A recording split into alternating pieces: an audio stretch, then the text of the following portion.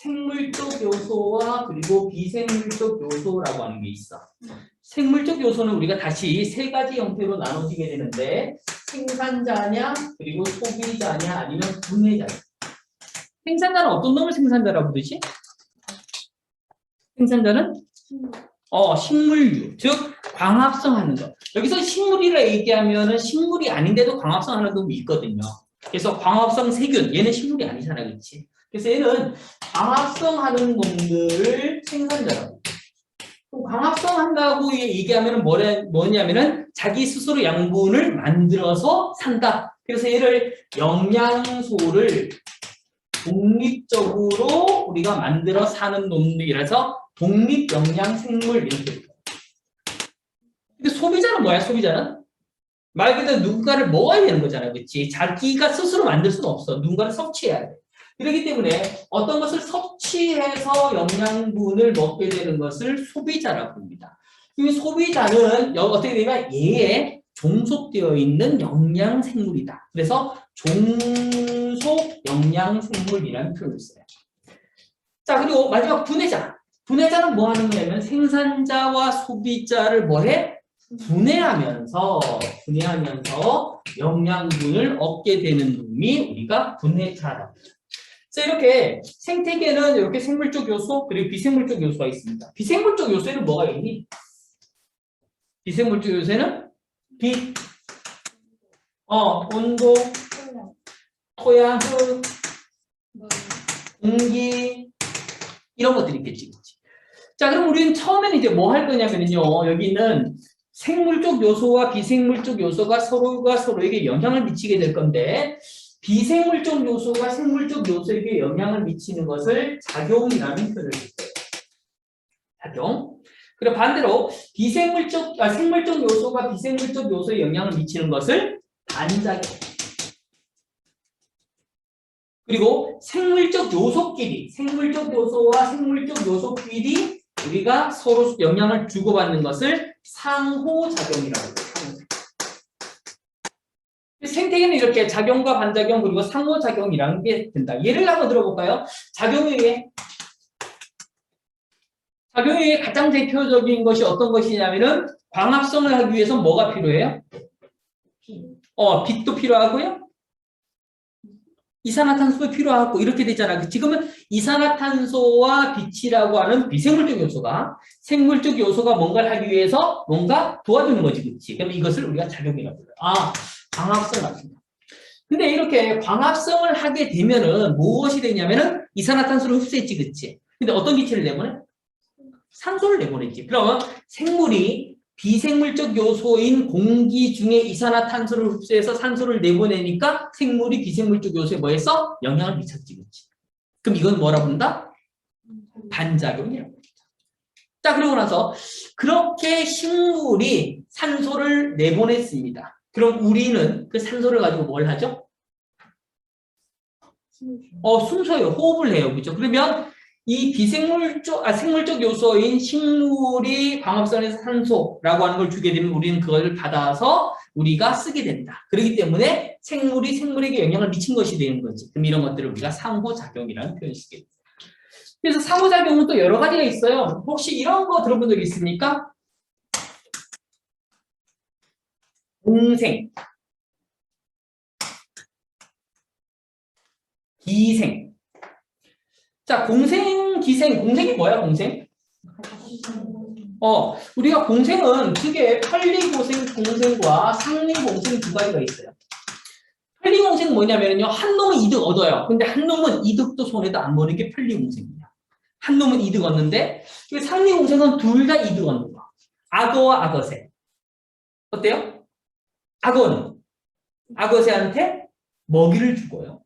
악어새는 악어의 치약 구석구석에 있는 노폐물을 빼버리는 거죠. 그렇죠? 그럼 서로 상리공생이에요. 이 기생은 뭐니, 기생은? 그죠? 일반적으로 한 놈이 이득을 취하고 한 놈은 손해를 보는 게 기생입니다. 자, 그러다 보니까 우리가 기생충이라는 단어 쓰지, 그치? 기생충은 뭐야? 내 몸만에 있어. 근데 내가 뭔가를 먹는데 걔가 내 약물을 계속 뺏어만 가. 그래서 나는 계속해서 뭔가를 먹어도 살이 안 쪄. 이런 것들이 뭐 그런 것들. 그래서 이런 기생이라고 하는 이런 것들이 존재하게 됩니다. 그래서 공생이나 기생 이런 것들이 상호작용에 우리가 한 예이기도 합니다. 그래서 이런 것들 봐주시고. 자, 그럼 여기 있는 놈들이 이제 서로가 서로에게 뭔 짓을 할 거냐면은 여기 있는 놈들이 서로에게 서로 영향을 미치는데 이번 단원에서는 무엇을 중점적으로 볼 거냐면 비생물적 요소가 생물적 요소에 영향을 미쳐서 생물적 요소의 어떤 변화를 일으키는 것에 대해서 볼 겁니다. 첫 번째는 빛의 세기. 빛의 세기 말고 빛의 파장이다. 자, 우리 식물 보자. 저기 뒤에 식물이 있는데요. 어떤 색이에요? 초록색. 빛의 삼원색은요, 빨파초 세 가지입니다. 빨파초 세 가지요. 빛의 삼원색 중 쟤는 어떤 빛을 가장 싫어해요? 초록색. 왜요? 그죠? 초록색을 반사했기 때문에. 그 얘기는 저기 있는 초록색물, 녹색 식물은요, 초록색을 이용해서 광합성을 하지 않습니다. 그럼 빛의 삼원색 중 뭐와 뭐를 이용한다? 빨파를 이용해서 광합성을 합니다. 그래서 자 봐봐. 빛의 파장에 따라서 우리가 빨주노초 파장이 있어요. 빨주노초 파남보. 근데 이때 파장은 어떤 놈이 커요? 빨주노초 파남보 중에서 파장. 빨간색이 파장이 제일 커요. 파장을 람다라고 많이 표시하고요. 파장은 얘는 작아요. 파장 때문에 진동수가 변하지, 그치? 진동수. 진동수는 누가 더 크죠? 땡! 보라가 진동수가 크고. 그리고 얘는 진동수가 작고. 자, 그런데 우리가 파동의 세기라고 얘기하면, 파동의 세기는요, 파동의 세기는 어떻게 구하냐면요, 이런 형태로 구해요. 파동의 세기는, 여기는 A는요, 진폭이에요. 그리고 F는요, 진동수예요. 그래서 진폭의 제곱과 진동수의 제곱을 곱해주는 게 파동의 세기인데, 그럼 다른 말로 얘기하면, 파동의 세기가 세면은 잘 통과를 해요. 잘 투과를 해요. 그래서 내 몸을 투과해서 내 몸에 있는 뼈나 장기 찍는 그 선을 뭐라고 그러죠? X선, 엑스레이잖아, 그치? 엑스레이는 파장이 매우 짧아요. 진동수가 매우 커요. 진동수가 크다 보니까 파동의 에너지가 어떻다? 크다. 크기 때문에 내 몸을 잘 투과한다. 그럼 이제 이 빛의 파장에 따라서 이걸 하면 됩니다. 자, 물이 깊이가 깊어지면 깊어질수록 빛이 들어가는 양이 많아질까 적어질까? 적어지겠지. 점점 줄어들 거예요. 근데 줄어드는데 어떤 놈이 줄어드느냐 봤더니만 에너지가 약한 놈이 줄어듭니다. 그럼 빨, 파, 초 중에서 에너지가 제일 작은 게 누구예요? 에너지가 제일 작은 건? 빨간색이 제일 작아요. 빨간색은 여기까지밖에 못 들어가요. 그리고 초록색은 좀 더 들어가고요. 파란색은 저 밑에까지 들어갈 수 있어요. 자, 그럼 생각해봐요.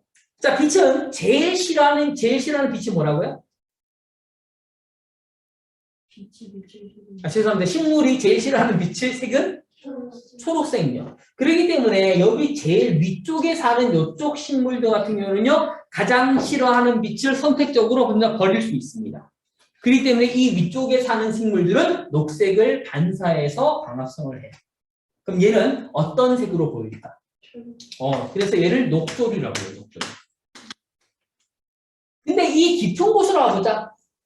깊은 곳으로 오게 되면은 빨간색은 아예 들어올 수 없지, 그치? 그럼 빨간색이 아예 들어올 수 없으니까 이 깊은 곳에 사는 이 식물은 뭘 할 거냐면은 빨간색을 전혀 사용할 수 없는 식물로 진화합니다. 그 빨간색을 전혀 사용할 수 없다는 얘기는요. 얘가 어떤 빛을 띠게 돼, 어떤 색깔을 띠면 빨간색을 사용할 수 없을까? 빨간색을 띠면 빨간색을 사용 못해요. 그래서 깊은 곳으로 가게 되면은 얘는 홍조류가 전성하게 됩니다. 그리고 이 중간에는 이것과 이것의 중간 갈조류. 그래서 깊이에 따라서 이렇게 녹조류, 홍조류, 갈조류, 홍조류 형태로 이 색깔이 변하는 이유도 바로 빛의 파장이라고 하는 기생물, 생물에게 영향을 미쳤기 때문에 이러한 현상이 생기게 되겠죠. 그래서 이런 것들이 빛의 파장. 그 다음 두 번째, 온도나 이런 것들. 자, 사막여우. 머릿속에 떠오릅니까? 사막여우? 그 다음에 북극여우. 자, 귀의 크기가 어때요? 사막여우는 매우 크고요. 몸집도 작아요. 북극여우는 귀의 크기 작고요. 몸집은 커요. 왜 이렇게 됐을까? 열 방출. 그렇죠. 열 방출. 온도에 따라서 뭔가 달라지기 때문에 온도에 따라서 뭔가 달라져요. 그래서 이런 것들이 있고요. 세 번째, 일조 시간. 자, 한번 생각해보자. 자, 우리 봄에 피는 꽃이 있죠. 그리고 가을에 피는 꽃이 있죠. 봄에 피는 꽃 대표적인 게 뭐예요? 개나리, 진달래, 벚꽃 이런 것들. 그럼 봄이라고 하는 이 표를 한번 생각해보자. 봄. 봄은 낮의 길이가 점점 어떻게 되고 있는 시간이야? 길어지는.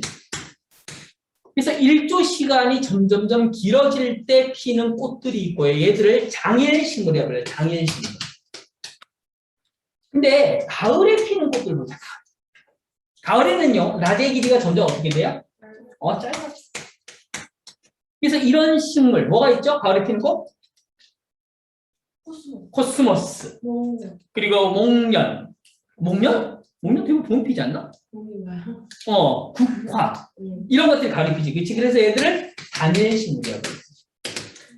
그래서 일조 시간에 따라서 이렇게 우리가 달라지기도 한다. 그래서 비생물적 요소가 생물적 요소에 영향을 미치는 것들은 매우 여러 가지가 존재하게 됩니다.